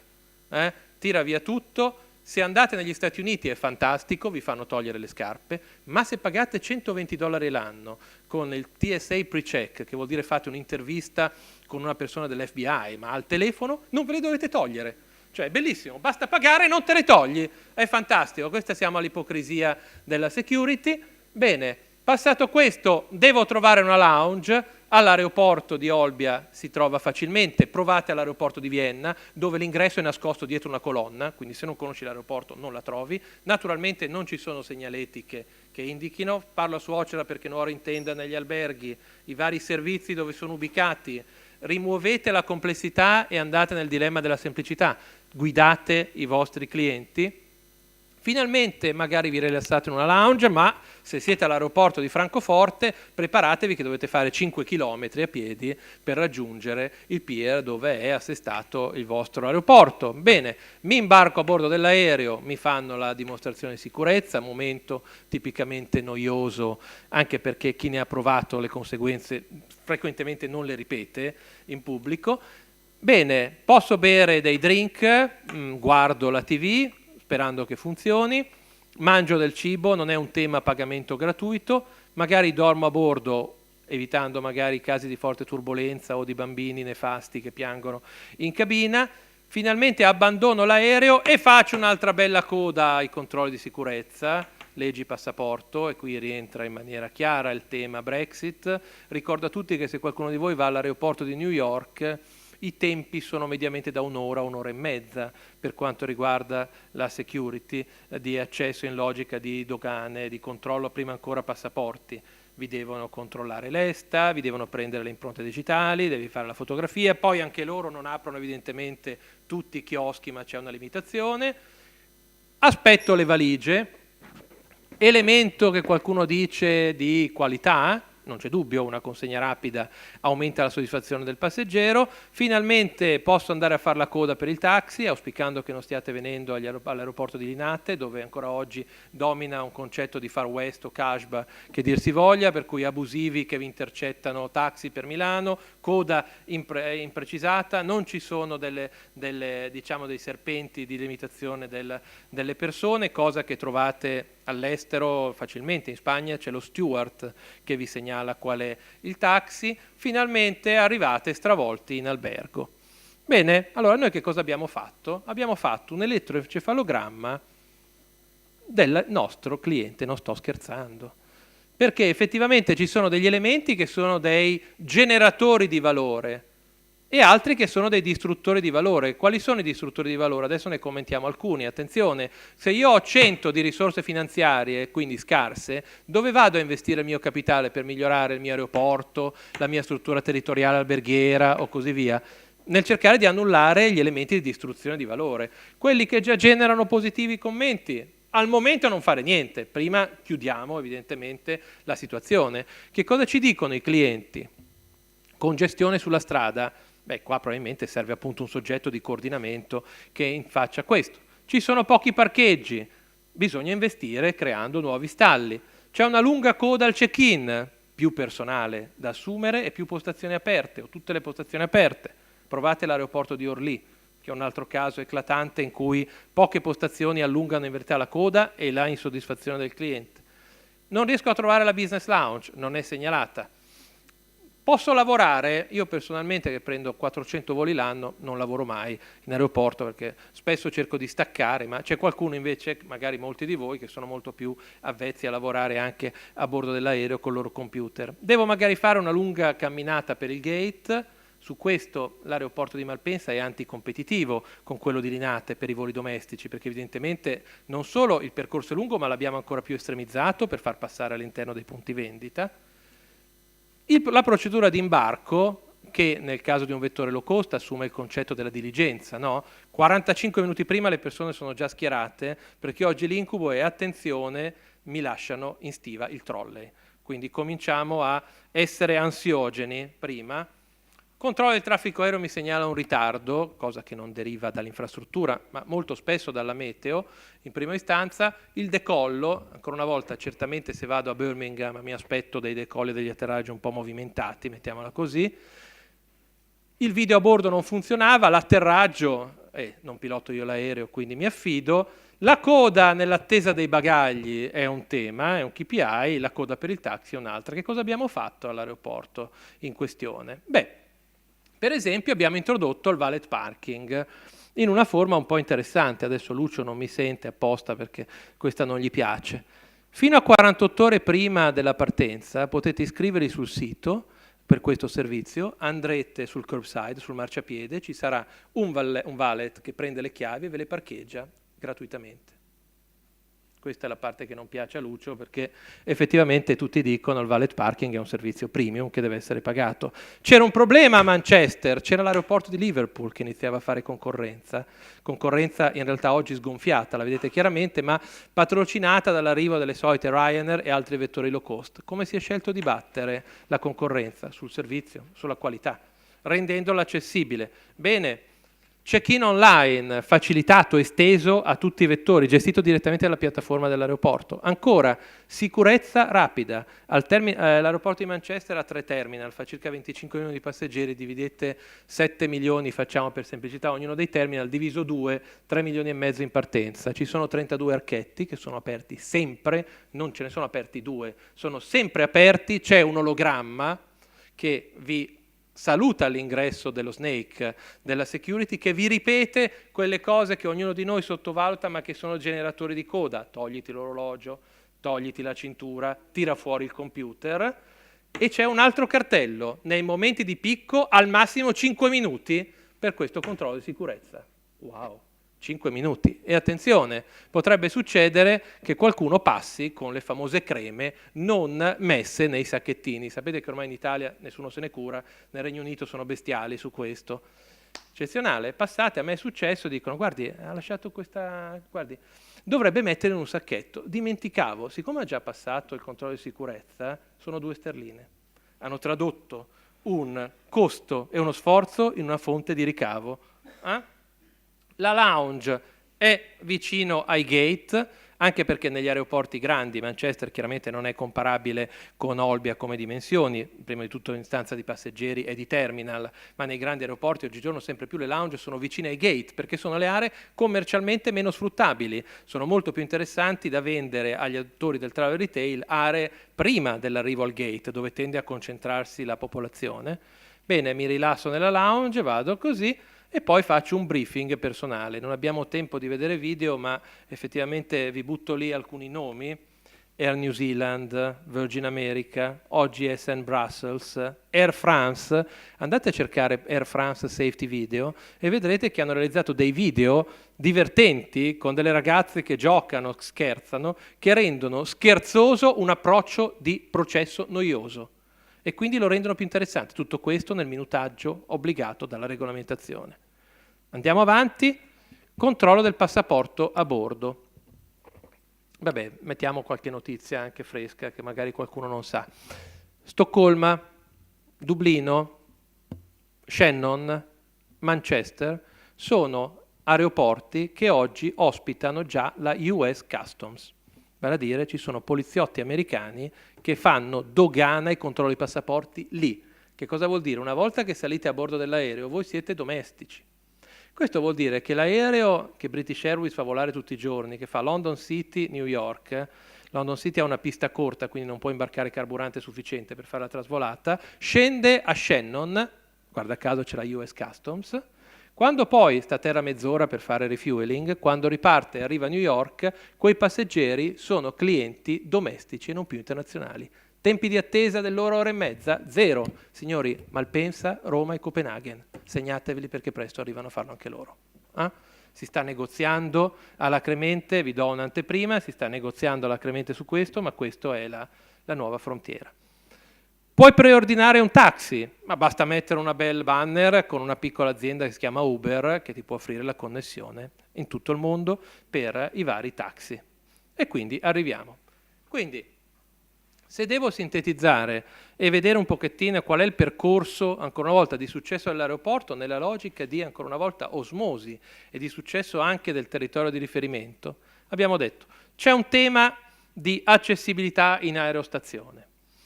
L'aeroporto può fare tanto indirettamente, poco direttamente. Qua evidentemente bisogna sensibilizzare il soggetto pubblico a sviluppare investimenti che rendano la piattaforma aeroportuale osmotica col territorio. Se si accede all'aeroporto con una statale stretta, congestionata, che dà fenomeni di coda, con parcheggi abusivi dalla parte dei comportamenti abusivi lungo la strada, dei singoli che per non pagare il parcheggio ostruiscono le vie di percorrenza, con anche pericoli di varia natura, questo è un tema non marginale.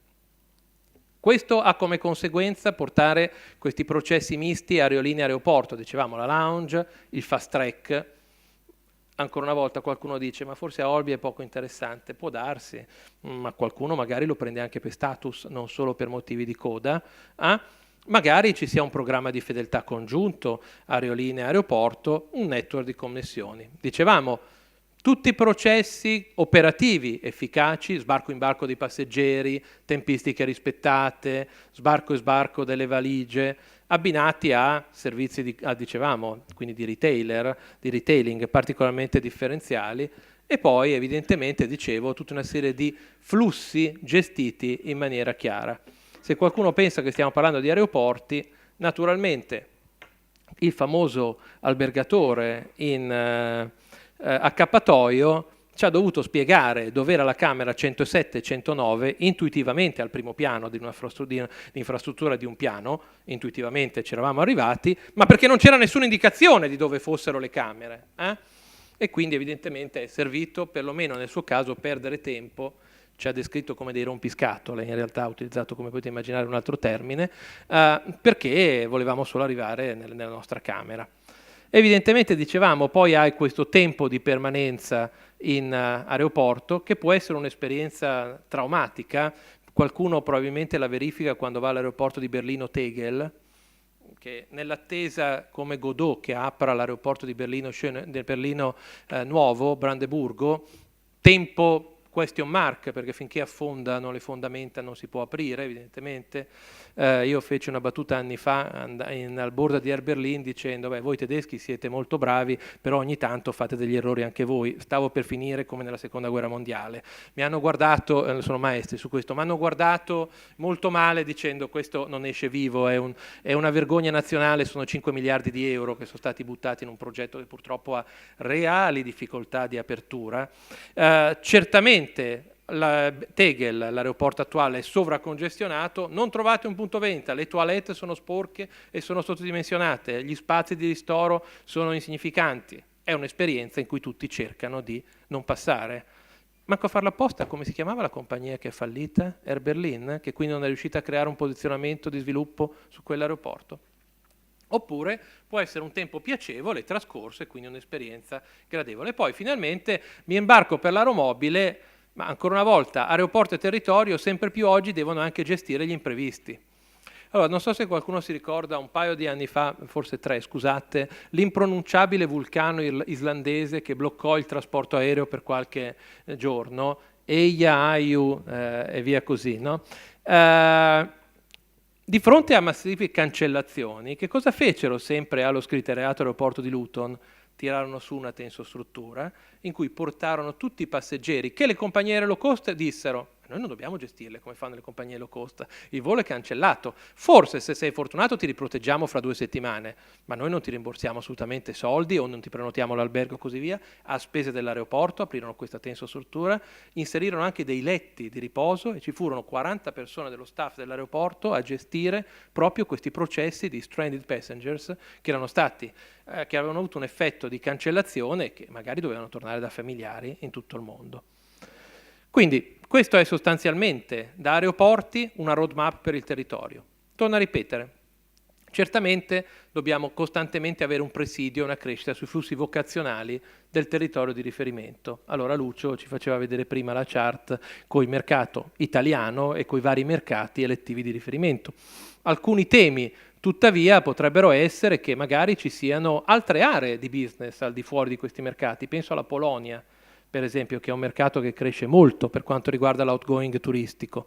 Penso anche all'Ucraina, che è un altro mercato che sta crescendo in logica di outgoing turistico. Mi fermo all'Europa perché andando oltre ce ne sarebbero altri.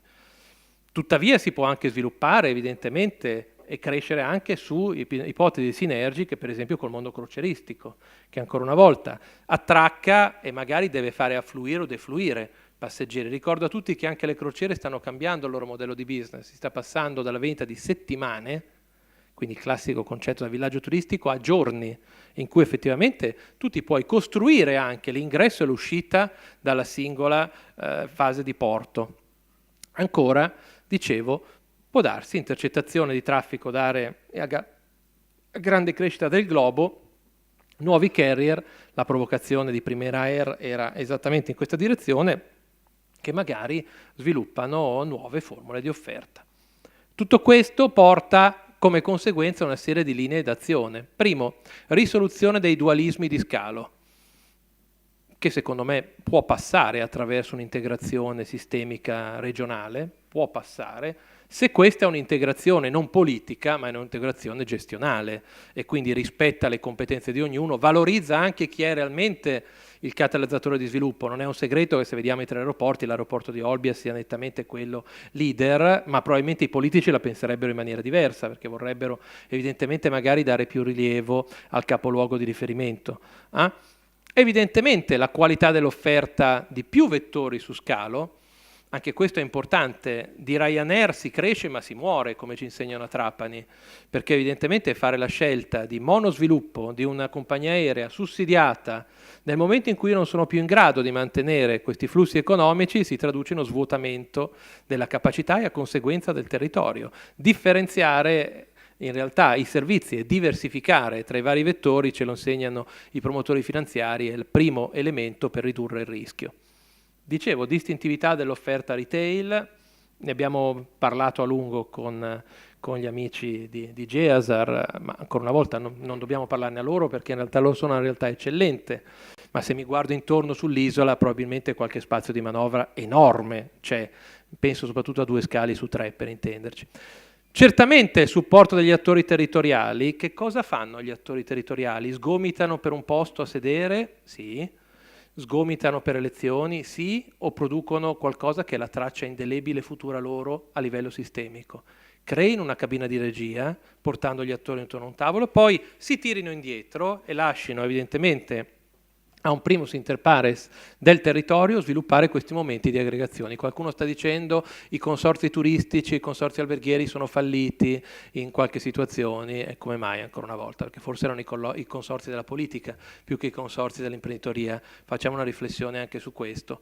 E poi certamente un sistema di mobilità integrata estesa. Questo crea la capacità competitiva del sistema sul mercato. Questo in ultima istanza è Palma di Maiorca, Nizza, Manchester e Malta. Quindi, nei fatti, se volete pensare, oggigiorno fa molto figo fare libri sempre 4.0, no? C'è qualcuno che sta lanciando sempre libri 4.0, allora ho detto lo faccio anch'io, ho detto l'aeroporto 4.0, no, abbiamo detto che bisogna fare benchmarking, seguiamo questa situazione, abbiamo detto soluzioni personalizzate di retail e parking, gestione delle operazioni, servizi a supporto del retailing e relazioni istituzionali, proprio per non essere una mosca bianca in un ambiente competitivo. Bene, il buon Lucio mi aveva dato come tempo soglia più o meno questo orario, io sono direi discretamente sempre puntuale, qualcuno dice che sono svizzero ma in realtà non lo sono, ho abbastanza rispettato i tempi, però se siete d'accordo, più che salutarci, io direi, magari con l'aiuto anche di Lucio, di aprire un po' un momento di confronto e con piacere rispondere a domande, osservazioni, critiche, dubbi che vi possono essere emersi nel momento della discussione. Per il momento io vi ringrazio per la vostra attenzione. Grazie a tutti. Grazie a David, che è sempre molto stimolante, a volte pungente, a volte qualcuno lo definisce anche caustico, ma credo che abbiamo bisogno anche di stimoli come questi. Insomma, dobbiamo vedere la cosa importante che ci ha trasmesso è che dobbiamo guardare fuori dalla nostra finestra, dobbiamo guardare fuori dal nostro isolamento, isolati come isolani, però insomma abbiamo un Mediterraneo che si sta muovendo a ritmi interessanti e noi stiamo perdendo terreno.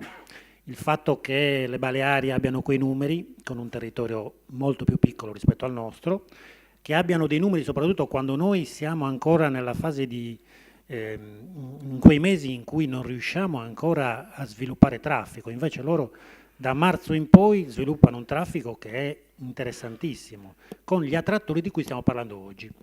Non a caso hanno 26 campi da golf, David. Non a caso quando parlano di crociere, quando parlano di nautico, loro hanno un'attenzione diciamo fortissima rispetto a questo fenomeno, cosa che noi ancora non riusciamo a fare, però è inutile piangersi addosso, è giusto e queste pillole di management le stiamo facendo proprio per darvi una prospettiva diciamo che vada al di là di quello che conosciamo all'interno della nostra isola.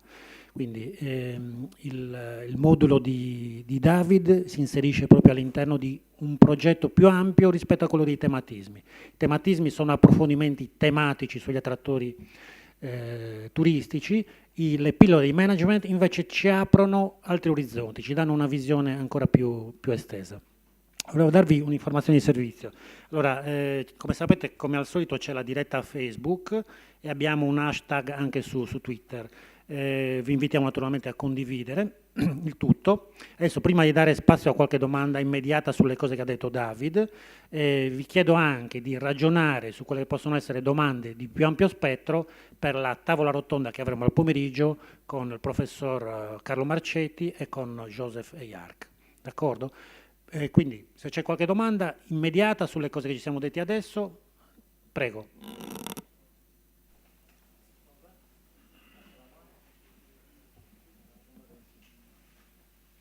Alessandro.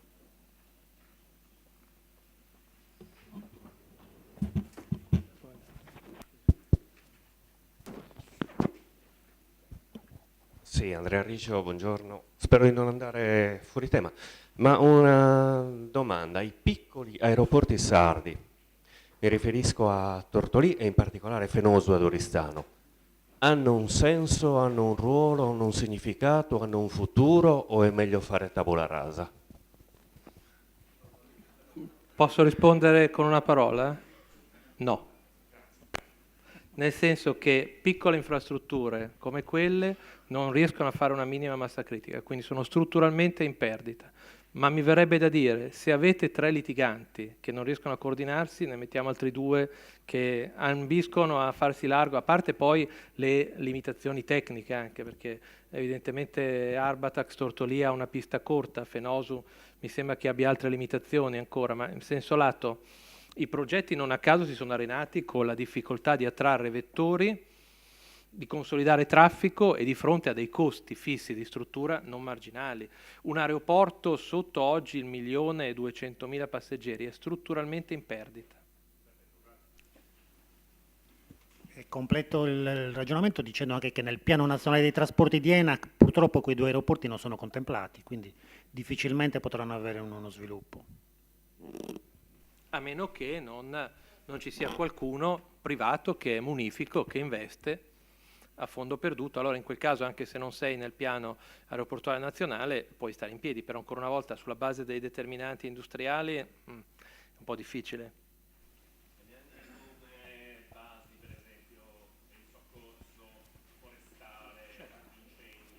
E perché non consolidarli sugli aeroporti esistenti? Torno a ripetere. No, dico ancora una volta, qui la temperatura d'estate è abbastanza calda. Questo vuol dire che le prestazioni degli aerei decrescono all'aumentare della temperatura, quindi servono piste più lunghe, non più corte, quindi evidentemente c'è anche un limite di natura tecnica in questo. Poi ripeto, tutto è fattibile, ma ancora una volta si va a una dispersione quando dovrebbe essere favorita la massa critica. Almeno questa è la logica teoricamente del piano aeroportuale, su cui ho una visione molto chiara in realtà di giudizio, ma che ha senso al di fuori di un documento del genere proprio in logica industriale pura. Sono Francesco De Logu. Si sente. Senta, volevo chiederle, chiamato a riorganizzare il sistema degli aeroporti in Sardegna, prenderebbe in considerazione di chiudere i 3 aeroporti e farne uno in zona di Oristano, baricentrico rispetto a tutto? Allora, non ho mai avuto il piacere di essere chiamato, perché di solito i competenti in Italia non vengono chiamati, quindi a priori una piccola vis di divertimento, ripeto, quindi di solito si cerca sempre di ottenere altre soluzioni, ma a parte la battuta, no, ancora una volta per motivi di costo. Ma quanto costa creare un nuovo aeroporto? Ma per quale motivo? Avete 3 infrastrutture, 2 delle quali ampiamente sottosature, per quale motivo devo crearne un'altra? Cioè cercherei di farle lavorare meglio in logica integrata, specializzazione dei flussi di traffico, intervenendo anche su curiosi aspetti gestionali di appunto legame con le compagnie aeree e così via. La Sardegna è quello che, come facciamo a allargare la Cashman Area che ha detto, si fa crescere così, no? Un aeroporto. Sì, no, sì, ho sentito. Beh, innanzitutto chiaramente il concetto di catchment area a cui lei fa riferimento, tipicamente la catchment area fa riferimento al mercato locale. È evidente che se guardo Olbia, quanti abitanti ha Olbia? 60.000, quindi la catchment in uscita per definizione è molto limitata. Il vero tema è ampliare quelle in ingresso. Ma ancora una volta, che lo dicevo, non ci sono soluzioni miracolose nel trasporto aereo. Il trasporto aereo in questo senso è al servizio del territorio. Se il territorio non si promuove con offerta o con stimolazione di eventi o di altre situazioni, la catchment area non si creerà mai. Allora la mia provocazione, adesso Lucio mi odierà, dopo che mi ha definito caustico come la soda, adesso questa poi me la paga dopo in privato, ma in realtà è perché io ritengo, scusate, che se vi vengo a raccontare la favoletta vi annoiate tutti, no? Cioè, voglio cercare anche di tenervi un po' svegli su argomenti che non sono di per sé il massimo del brillante, quindi un attimino è interessante anche fare un po' di shake out delle menti, ma in senso lato, dicevo, come posso sviluppare nuovi traffici, torno a ripetere, se il territorio non promoziona se stesso all'estero? Come faccio ad avere flussi addizionali di passeggeri se il territorio non crea eventi su base destagionalizzata? La vera provocazione per Lucio è: gli indicatori della crescita dell'aeroporto di Olbia e della Sardegna sono fantastici, ma abbiamo visto nello stesso periodo come cresceva la Spagna o la Croazia? O Malta? Io sono sicuro che cresceva anche loro a tassi superiori. Se questo è vero, vuol dire che avete arretrato la vostra copertura di mercato, non l'avete aumentata.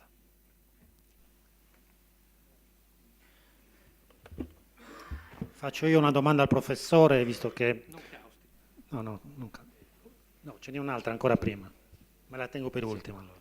Grazie, sì, una domanda veloce. Quanto nei 4 esempi fatti prima di aeroporti di successo ha inciso la comunicazione online e digitale? Sì. In particolare social non media. erano esempi di aeroporti, ma di territori innanzitutto. Quindi è un'altra situazione. Non ho la risposta perché non ho un dato quantitativo che mi permetta di rispondere puntualmente alla sua domanda. Teoricamente o generalmente tutti direbbero che la comunicazione online è indubbiamente utile per creare, dicevo prima, no? PR, interesse e così via. Anche lì la grande riflessione che vi butto sul tavolo è molte volte le persone pensano che andare online sia una soluzione economica rispetto ad altre forme di comunicazione. In realtà l'online e il digital, se gestito in maniera professionale, addirittura è più costoso che l'offline. Quindi questa è la riflessione. Non ho purtroppo però dei dati per confutare o confermare quanto dice.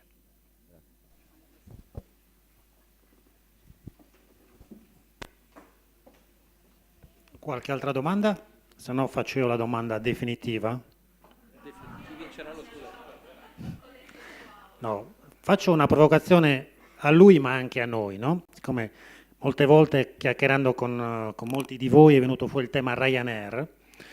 Abbiamo un grande esperto di trasporto aereo, per cui chiediamo a David qual è il suo parere su Ryanair e perché Ryanair non viene ad Olbia.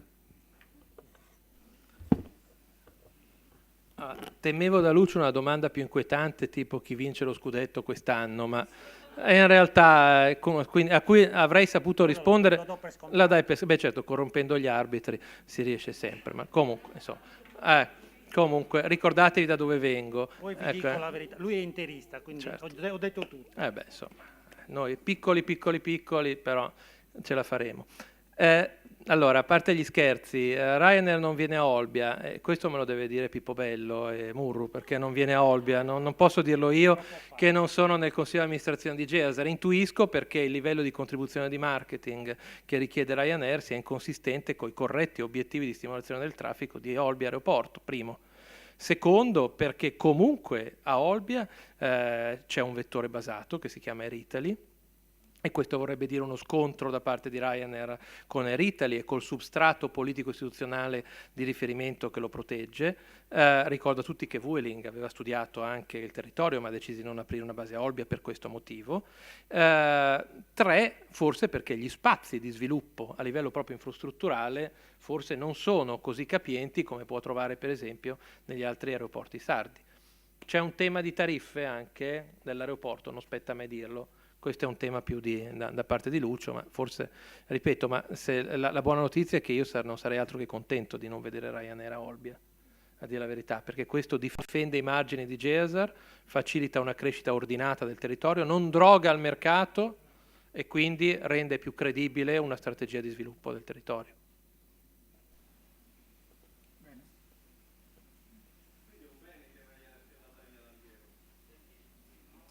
Io non dico mai di terzi, dico, secondo me è positivo per lo sviluppo di Olbia poter contare su altri vettori e su un pacchetto esteso di vettori aerei.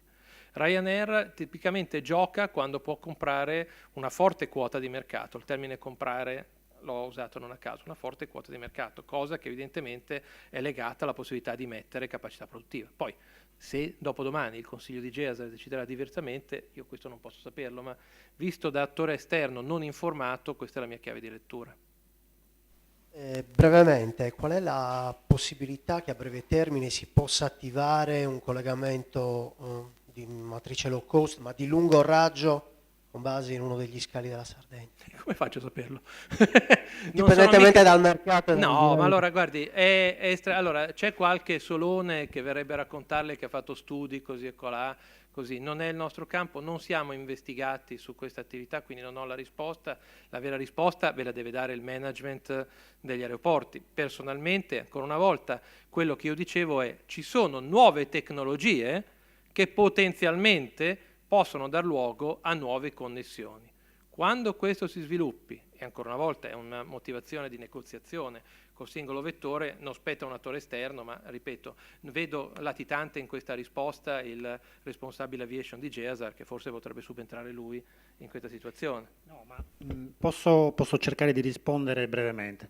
Allora, io sono rientrato qualche giorno fa dalla Cina e con una collega che era qui qualche minuto fa abbiamo incontrato in una manifestazione che si chiama Roots, che mette insieme aeroporti e compagnie aeree di tutto il mondo, li mette insieme per trovare delle opportunità di business. Abbiamo incontrato una dozzina di vettori, qualcuno ci ha voluto incontrare, qualcun altro non ci ha voluto incontrare perché hanno altri progetti, però diciamo che la caratteristica di tutti questi vettori aerei, grandi e piccoli, prevalentemente europei, poi vi dico anche perché, è che la Sardegna, come diceva anche David, nell'immaginario collettivo è percepita come destinazione un po' di livello elevato, un po' cara e ancora prevalentemente marina. Quindi la nostra stagionalità è purtroppo legata a un posizionamento di questa regione. Quindi significa che la percezione di altri prodotti turistici, e non a caso oggi e domani parleremo di vela e golf, è ancora limitata ad altri prodotti turistici. Quindi ancora la Sardegna non esiste su mercati estesi del turismo, quindi esiste ancora solo per il mare, quindi è normale che voi vediate quella campana che abbiamo visto stamattina, dove c'è una fortissima domanda limitata all'estate, ed è normale che d'inverno i vettori non vogliono venire, perché dicano ma la Sardegna d'inverno non ha prodotto. Quindi questo è l'elemento chiave dei prossimi anni, dobbiamo cercare di raccontare, ma soprattutto di costruire dei prodotti alternativi, dei prodotti che siano forti, che siano vendibili sul mercato.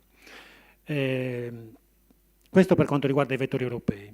Per quanto riguarda i vettori non europei, ad esempio tutta l'Asia non si muove rispetto al trattore mare, quindi loro non cercano le spiagge incantate della Sardegna, loro cercano food, cultura, città d'arte, cercano altri attrattori, quindi da quel punto di vista abbiamo un prato verde davanti, ma siamo un puntino all'interno del mappamondo, quindi in fortissima concorrenza con destinazioni che fanno grande promozione. Non a caso Davide diceva, ma c'era qualcuno delle istituzioni a roots, cioè nel momento in cui si costruiscono anche queste percezioni, ecco non c'era, quindi in qualche modo dobbiamo anche segnalare alle istituzioni che è necessario essere in questi appuntamenti nevralgici, perché poi il destino delle rotte si decide in questi incontri ad altissimo livello tra compagnie e aeroporti. Ecco, dobbiamo imparare a essere presenti anche in queste, non solo nelle fiere canoniche, ma poi anche dove materialmente l'imprenditore aereo, l'impresa aeroporto si mettono insieme per decidere che cosa si farà l'anno prossimo. Tourism Call to Action, 7 incontri formativi per la crescita turistica della destinazione Sardegna. Iscriviti su www.aeroportodiolbia.it.